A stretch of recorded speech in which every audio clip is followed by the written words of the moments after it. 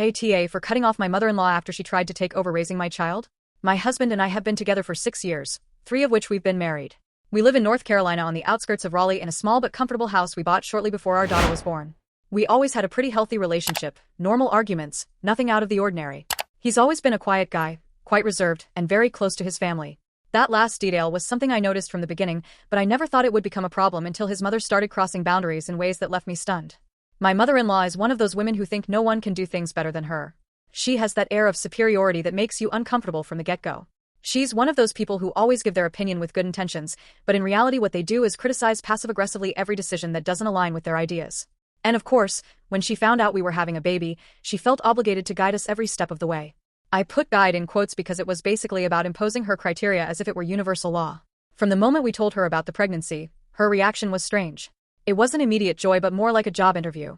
She started asking questions about whether we were going to have a natural birth or a C-section, whether I planned to breastfeed or use formula, whether we were going to co-sleep or not. I was barely 8 weeks along, and I already felt like I was taking a test in front of her. She even joked that at least the baby was going to have her genetics too, as if that made it better. All with a smile, of course, as if her words weren't hurtful. My husband tried to defend me, but he did it gently, without confrontation. His style was always more diplomatic. He would say that his mom was like that with everyone, that I shouldn't take it personally. But when you're growing a life inside you and someone constantly makes you feel inadequate, believe me, you take it personally. The worst part was when we started preparing the baby's room. We wanted something neutral without overloading it with colors or unnecessary things. But my mother-in-law had other ideas. One day she arrived unannounced with boxes full of pink decorations, because we already knew it was a girl, and started hanging things on the walls as if it were her house. When I told her politely that we preferred something more minimalist, she looked at me as if I had insulted her entire family line. She said something like, "Well, we'll see how long that style lasts when you're alone with a crying baby at 3 in the morning." Again, passive-aggressive, as if having your own taste was synonymous with being a bad mother. But things got serious after the birth. We had our daughter at Rex Hospital. Everything was fast. My water broke earlier than expected, and I ended up in labor at 36 weeks. It was a difficult delivery, and I ended up with stitches and completely exhausted. It had barely been 3 hours since we left the delivery room when my mother-in-law was already calling my husband to ask when she could come. He, without thinking, told her to wait at least until the next day. She didn't take it well. The next day, she showed up anyway without asking. She said she was too excited to wait. I was in a robe, unable to sit properly because of the stitches, with my daughter in my arms, learning to breastfeed, and she walked in as if it were her house. She didn't bring flowers, food, or a kind word. She just started giving instruction. "That's not how you hold her. She's already eaten. I had more milk than that when I gave birth." I wanted to cry. And that's where the real silent war began. Every action I took as a mother would be criticized, analyzed, or questioned. Every decision, even the most basic, became a debate: cloth or disposable diapers, putting a hat on her or not, letting her sleep in the bassinet or in my arms. Everything, absolutely everything, was an opportunity for her to make me feel like I wasn't up to par. But what I didn't know then was that this insistence on being present wasn't simply about wanting to help. It was because in her mind, she really thought she could be a better mother to my daughter than I could. And that unhealthy thought was what ended up pushing us to the limit. After that first day in the hospital, I naively thought that things would calm down once we got home. That maybe my mother-in-law was simply overexcited, nervous about the arrival of her first granddaughter. That she wanted to help more than necessary. But no. What followed was an emotional invasion of a stage of my life that should have been intimate, fragile, and protected. We were only in the hospital for 48 hours before returning home. I wasn't ready to receive anyone. I could barely walk without everything hurting. I felt swollen, uncomfortable, nervous, with a tiny creature that depended on me for everything. Breastfeeding wasn't working out the way I imagined. I had read a million blogs, watched videos, gone to prenatal classes, and still nothing had prepared me for that initial pain of breastfeeding, or for the internal pressure of if it doesn't work out, I'm a bad mother. And right there, she'd come in like a knife in the wound. Instead of support, she gave orders. Instead of words of comfort, she offered unnecessary comparisons. She would show up every day unannounced, often while I was trying to get some sleep, and would bring with her what she called advice from an experienced mother. Basically, she corrected everything I did, sometimes in a low voice so that no one else would notice, other times in front of my husband as if to show him how inefficient I was. She never said it directly, of course. Her specialty was poison disguised as good intentions. Once, she saw me changing the baby's diaper on the living room sofa because I couldn't reach the changing table and I was dead tired. She looked at me with a raised eyebrow and said, "Wouldn't it be better to have a clear routine? Babies notice everything, even chaos in the house." Another time, she told me that she noticed the baby cried more when she was with me. That maybe I was transmitting my anxiety to her and that I should let someone else, meaning her, calm her down so she wouldn't absorb my tension. All this while singing church songs and rocking her as if she had decades of certified experience in pediatrics. She was starting to make me feel like a stranger in my own home. At first, I tried to smile, to ignore her, to take deep breaths and count to 10. I was afraid of seeming like I was overreacting, of causing a problem with my husband. He defended her, though with less conviction each time. It's her way of showing affection, he would tell me. She doesn't mean any harm. But I wasn't sure anymore. Because with each visit, with each camouflaged phrase, it became clear that she wasn't there to help me, but to be in control. As if this motherhood were also hers and I was just passing through, like a temporary incubator and nanny. And the straw that broke the camel's back came one afternoon, a Wednesday, when I was 2 weeks postpartum. I had fallen asleep without realizing it on the couch. I had been awake all night because of the baby's colic and finally, after hours, she had fallen asleep on my chest. I felt like my body was made of glass. Everything hurt, but at least I had managed to get my daughter to sleep peacefully. My husband had left for work a couple of hours earlier. The house was silent, until the sound of keys opening the door woke me up. Yes, because at some point, without asking me, my mother-in-law had made a copy of our key just in case. I had mentioned several times that it didn't seem right to me, that it crossed a line. But my husband said it was for precaution in case something happened, and he didn't want to take it away from her. That day, she entered the house directly, without knocking, without calling. She found me asleep with the baby on my chest. And what did she do? She woke me up, took the baby out of my arms without asking, and began to check her as if she were a pediatrician on duty. Her face is very red. Aren't you dressing her too warmly? I hadn't even fully opened my eyes yet, and I was already feeling a mix of anger, shame, and total vulnerability. I tried to take the baby back, and she told me in the calmest voice in the world, "You sleep, honey. I'll take care of it. You're overdoing it and you're not realizing it." I went into the bathroom and cried. I cried softly with my hand over my mouth so she wouldn't hear. Not because my body hurt, although it did, but because for the first time in my life, I felt like someone was stealing the most important role of my life, being my daughter's mother. That afternoon when my husband came back, I exploded. I didn't yell, I didn't make a scene, but I looked him in the eye and told him this couldn't go on. That his mother had entered without permission, that she had taken my baby out of my arms, that I felt invaded, and that if he didn't set a limit, I would, even if it meant fighting with half the world. For the first time, he listened to me seriously. He didn't try to smooth things over. He was silent and then apologized. That same night, he talked to his mother. I wasn't present, but I heard from the bedroom how he was telling her that she couldn't keep coming whenever she wanted, that she needed to respect my space, and that she should no longer use the copy of the key without permission. And what was her reaction? Well, like a good drama queen, she got offended. She said I was alienating him from his family, that she only wanted to help, and that it hurt her that her own daughter-in-law saw her as a threat. She cried, hung up the phone, and then the next day she showed up with flowers and a letter, but not for me, for my daughter. Yes, for my newborn daughter. The letter said that even though some adults don't understand it, I will always be there for you. I kept it, in case one day my daughter wants to understand why her grandmother didn't come to our house anymore. When I decided to set real limits with my mother-in-law, I didn't do it with the intention of starting a family war, although deep down I already knew she was going to take it as if I was disinheriting her. I did it for my mental health, for me, for my daughter, and for my marriage, which was already starting to wear down because of her constant presence, her need for validation as a perfect mother and grandmother, and that obsessive idea that she knew better than everyone else. After the letter incident, which I repeat was addressed to a newborn who couldn't even focus her eyes yet, I decided to block her for a few days. It was like cutting off the oxygen to a room full of drama. She didn't call anymore. She didn't knock on the door. There were no flowers. Silence. And silence coming from someone like her wasn't relief. It was a strategy. My husband, for his part, was in an awkward position. He wanted to support my decision, and he did, in part. But I also noticed him feeling anxious, as if something in his internal programming prevented him from simply accepting that his mother could be wrong. He told me that he understood my reasons, that he also felt exhausted by her attitude, but that cutting off contact so abruptly was extreme. I asked him, what was more extreme, protecting my space as a mother or allowing someone to continue interfering in every decision we made as parents? He didn't answer. He remained silent. But at least he didn't ask me to unblock her. The following days were strange. I was expecting a strong reaction from her, some dramatic move, some passive-aggressive message. But no. She vanished. Until a few days later, my sister-in-law sent me a message that made my blood boil. It was a photo of my mother-in-law with my daughter. At first, I thought it was an old picture, something she had taken from the first few weeks when she was still coming daily. But no. I realized by the clothes, by the background, by the light, that photo was from that same day. I knew it because of the blanket the baby was using. I had taken it out of the closet that morning and hadn't used it before. I froze. Asked my sister-in-law, "When is this from?" And she, not knowing that I didn't know anything, casually replied, "This morning. Your mother-in-law went to see the baby while you were sleeping." No. I felt a pain in my stomach. I got up immediately, went straight to the entrance, and checked the door, locked. Then I looked at the kitchen. The baby bottle was still in its place. Everything seemed normal. But then I remembered something. That morning, I had slept soundly for the first time in weeks. I was alone at home. My husband had gone to work, and the baby had been incredibly quiet.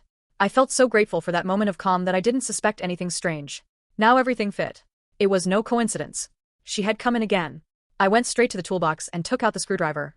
I started changing the lock while my daughter was sleeping in her bassinet, without thinking twice. My husband arrived at lunchtime and found me with the door disassembled. I told him everything.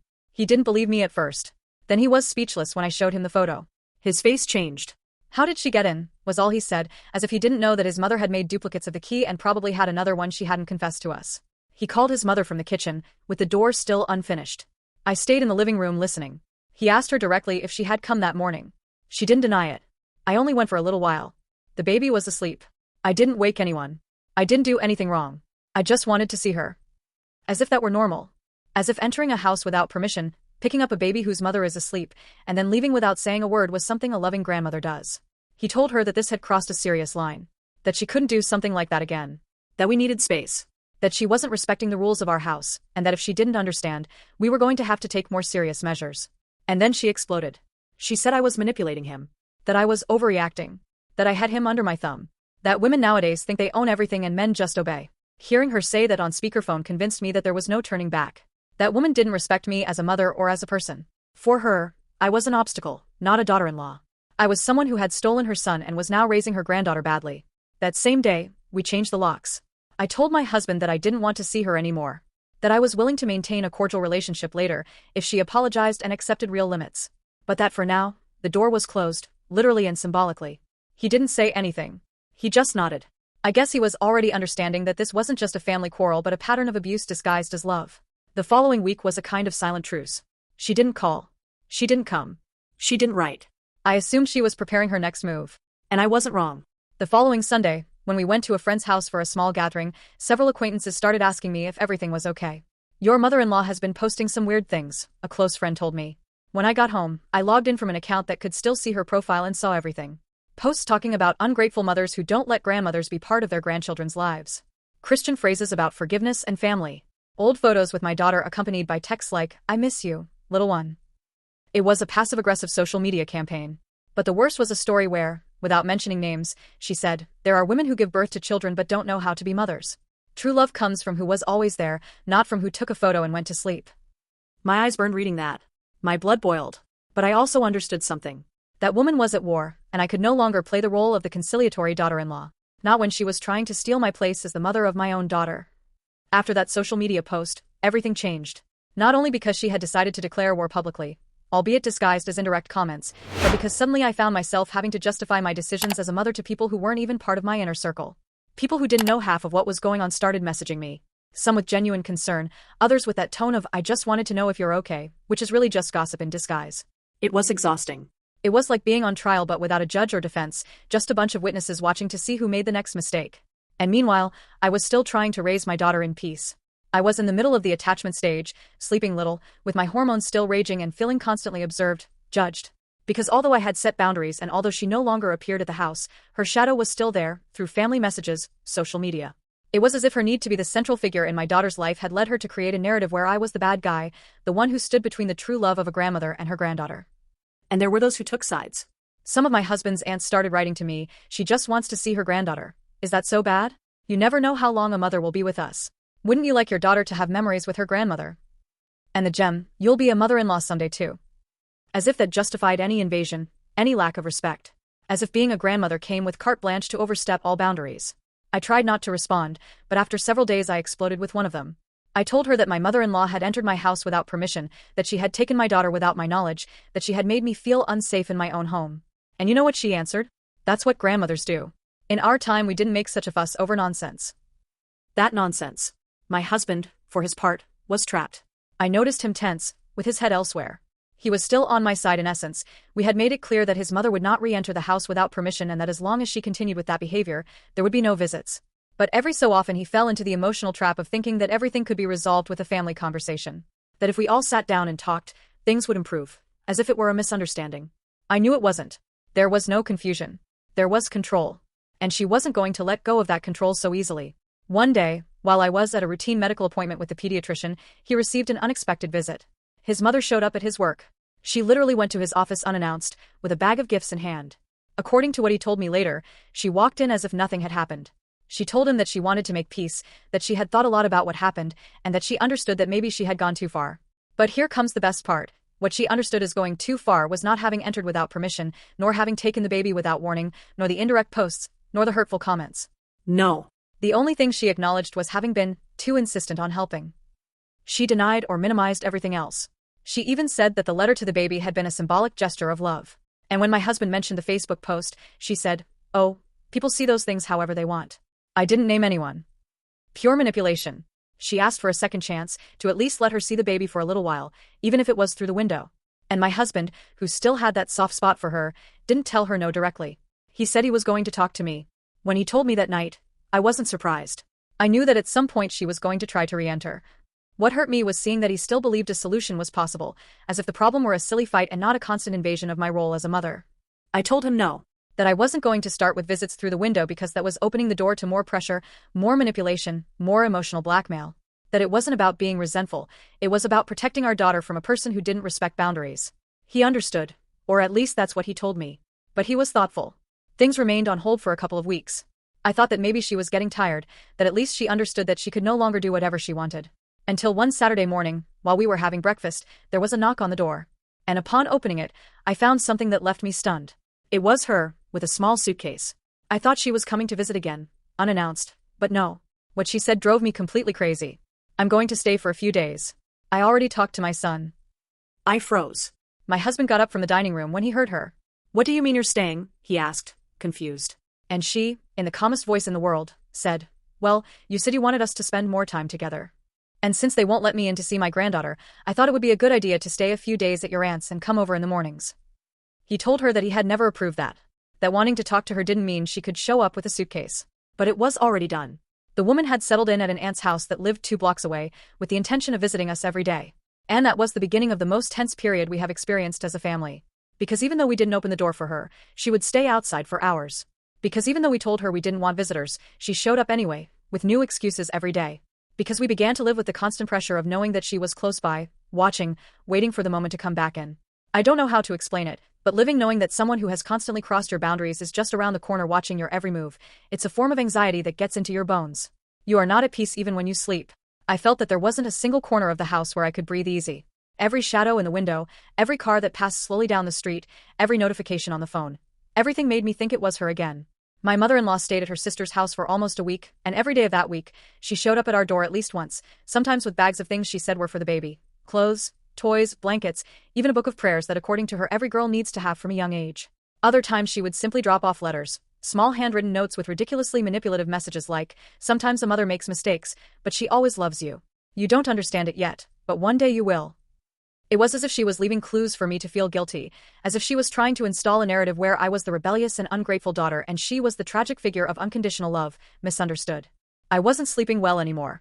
Every time the baby cried at night, my first thought wasn't, "Is she hungry?" but "Did she hear her, and will she come again?" Ridiculous but real. My mind couldn't find rest. And that began to affect everything else. My patience with my husband went down the drain. I would get irritated over the smallest things. It wasn't fair, I know, but in my head, I couldn't completely separate the fact that she was still there, and that he, at some point, wasn't firm. He was exhausted too. I could see it in his face. The tension had crept into our relationship like a thick smoke we couldn't escape. One night, we had a big fight, not directly about her, but about something silly. Who was getting up to prepare the bottle. But it was really about everything. The tiredness, not feeling safe in our own home, knowing that there was a person out there who felt more entitled to our daughter than we did. I yelled at him that he didn't understand what I was going through. That he had the option of mentally closing the door and pretending nothing was happening, but that I had to live with the fear, with the invasion, with the constant questioning of my decisions as a mother. I told him that I didn't want to raise my daughter feeling like an imposter in my own role. That if that meant walking away completely, I would.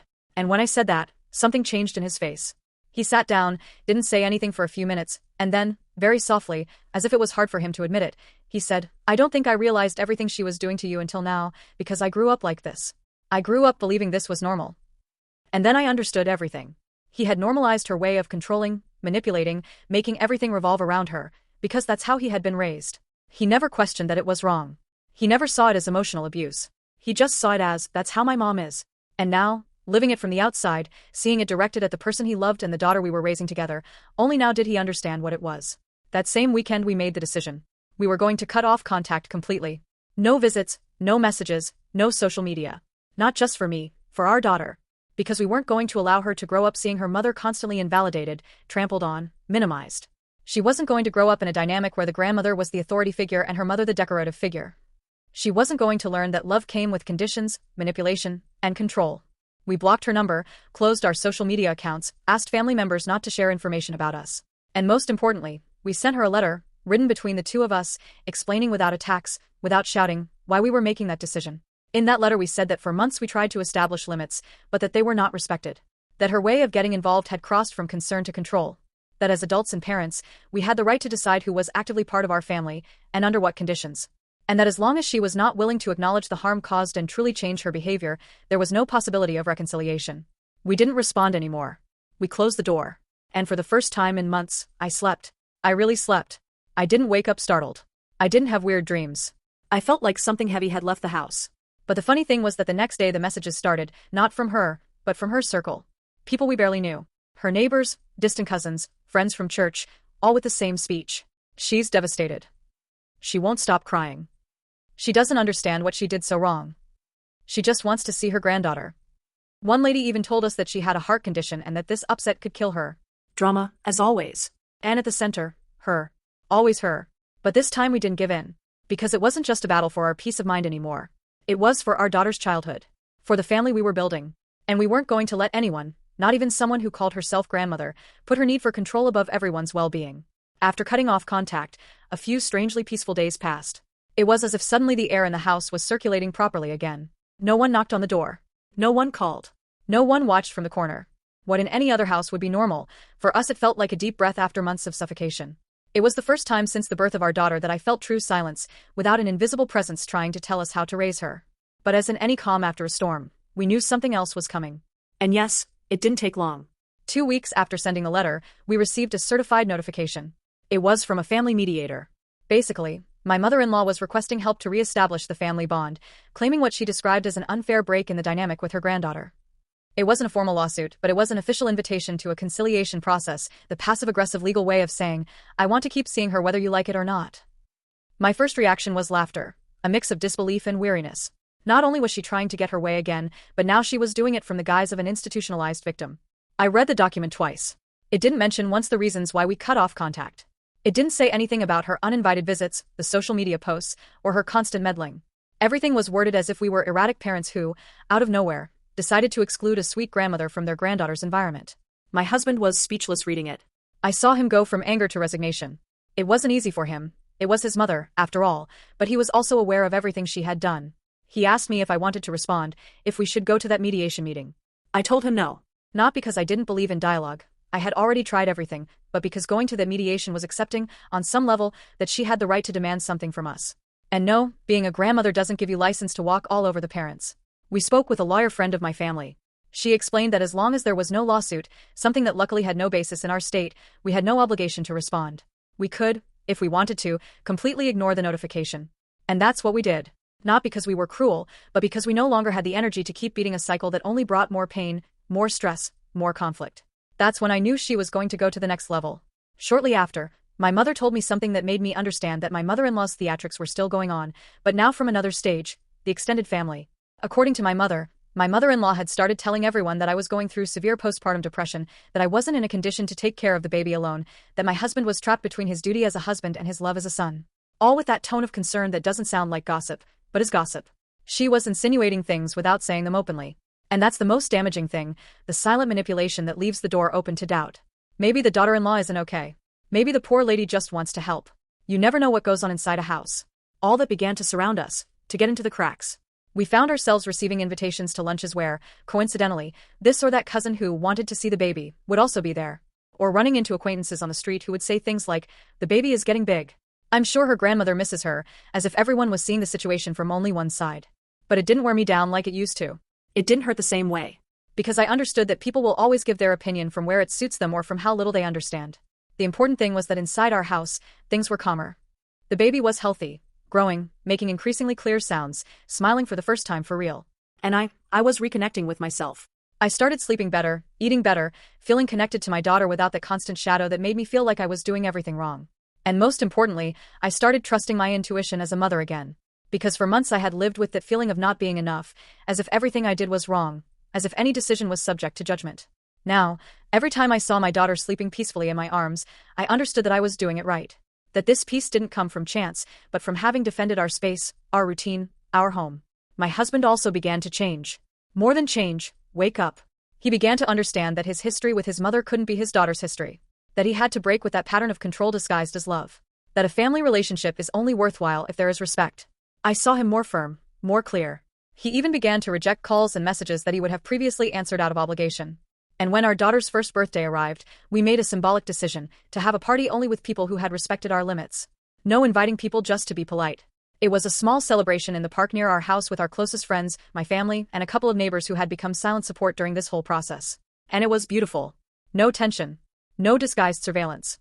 Just laughter, games, cake smeared on faces, and a happy little girl. For the first time, we were able to enjoy a moment without fear of something going wrong. But that very day in the afternoon, a text message arrived that I wasn't expecting. It was from my mother-in-law. I read it silently, and it left me frozen. It just said, "I'm not going to give up. She's part of me too."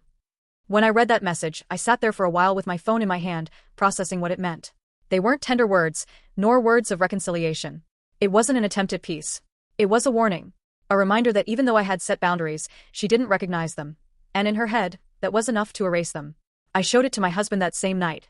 We were putting away the baby's gifts after her first birthday, the park, the laughter, the balloons, everything behind us. As he read the message, his jaw clenched. He didn't say anything at first. He just took a deep breath, sat on the edge of the bed, and put the phone aside as if it were burning.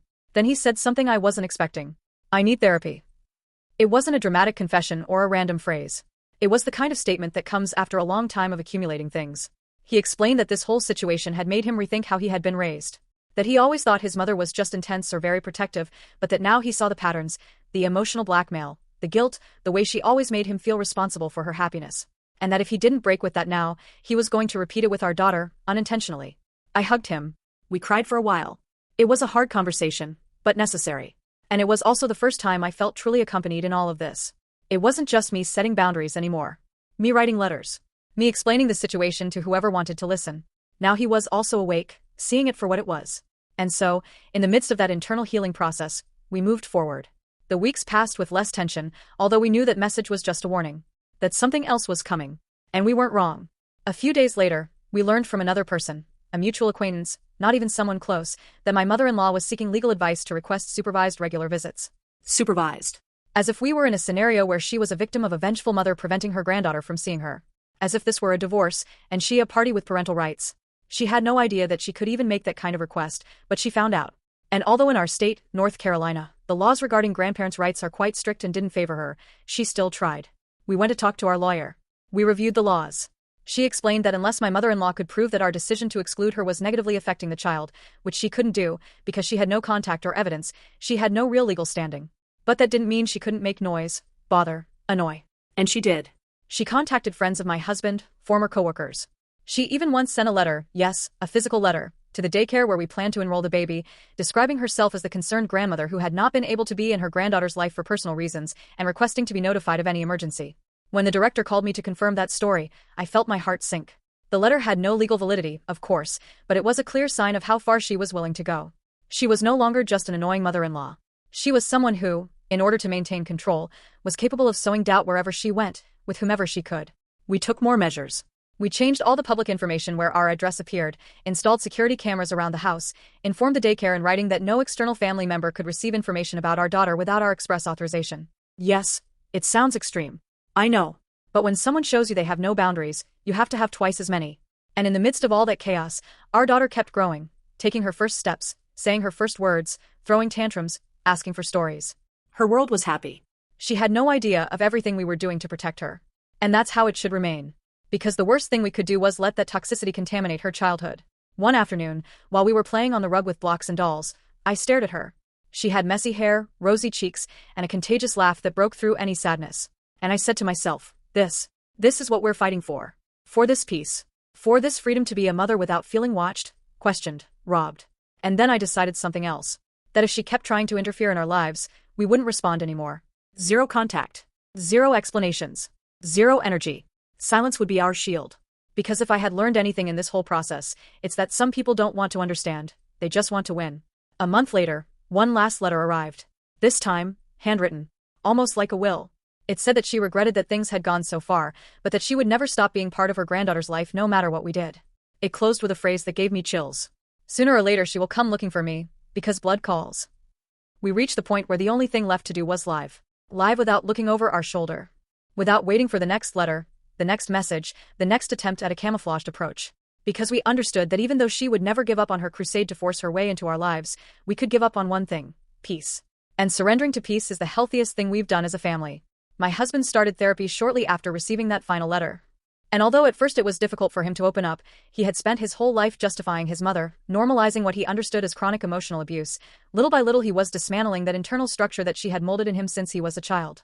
One day, he told me something that stuck with me. I always thought that being a good son meant putting up with things. Now I understand that sometimes being a good son means saying enough. For my part, I also did some personal work.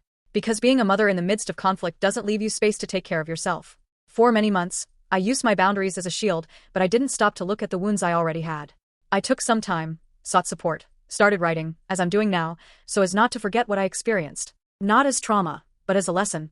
Because when someone tries to tear away your role as a mother, what they are taking away is not just control, it's your identity, your confidence, your most sacred bond. Our daughter is now a little over 2 years old. She's intense, cheerful, loud, curious. She's not afraid of anything. When she likes something, she repeats it endlessly. When she doesn't want something, she crosses her arms and pouts. And although she's small, she's already very clear about which people make her feel good, and who she prefers not to be around. Because yes, once a year, out of commitment to some more neutral relatives, we go to gatherings where some figure from the other side is likely to be present. Not her directly, my mother-in-law hasn't appeared in front of us since we blocked everything, but some of her sympathizers. Those people who still believe that this was a misunderstanding. A fight that will surely be resolved with time. And that's where I see that my daughter, even without understanding the story, already perceives the essential. Because children feel everything. She doesn't go into anyone's arms. She doesn't respond to just any smile. And she's not interested in behaving well with those who don't make her feel safe. That's something I'm deeply grateful for. That she doesn't have to go through the same kind of emotional domestication that many of us experienced. That she's not taught that being good means pleasing. That loving means enduring. That family is above her well-being. Some people have told us that maybe in the future she will change, and that it's sad to live without grandparents. But I always answer the same thing. It's sad to live feeling small in a house where you should feel everything. I don't want my daughter to grow up learning to minimize her emotions to fit in. I don't want her to think that because someone loves her, they have the right to control her decisions. If that means having a smaller, more selective environment, then so be it. And my mother-in-law? I don't know exactly what has become of her. Every now and then someone drops a comment, that she's depressed, that she talks to herself, that she continues to print photos of my daughter and stick them around her house as if she were an active part of her life. It doesn't make me happy or sad. It simply doesn't affect me. Because I'm not responsible for what she did with her opportunity to be part of our story. There was a time when I wanted to get her back. When I believed we could heal everything. When I thought that with enough patience, maturity, and love, we could achieve a harmonious relationship. But you can't force someone to see the harm they caused if they are not willing to admit that they caused it. You can't build bridges with someone who only wants to cross them to control you from the other side. We closed the cycle the day my husband decided to change his phone number. It seemed like a small step, something technical, but it was the clearest symbol that we weren't going to leave any cracks for her to slip through again. Since then, we have lived without shocks. With peaceful nights. With happy birthdays. With a daughter who sleeps peacefully, laughs freely, and grows up knowing that her parents fought for her, even before she could understand what was at stake. Be sure to like and subscribe for more stories.